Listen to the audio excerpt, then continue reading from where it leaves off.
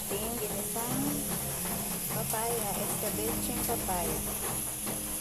Taga Quezon lang ang nakakaalam ng ganito province na luto. Yung province lang ang nakakaalam. So, ito pala yung ating papaya at ating haluto.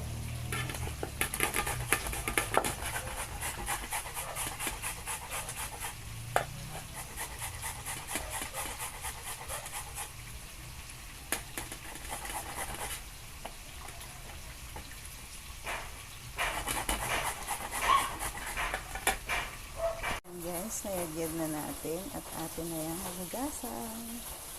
Tapos, igigisa na natin sa luya at may sibuyas. Igisa na po natin ang sibuyas bawang. Ilagyan na natin ang ating papayang hinagrad. Para mag-gisa po natin yan. Hindi na po pala tayo dyan maglalagay ng sabaw kasi nagtutubig po ang ating gulay na papaya. At tayo po magsasawag na ng pritong isda.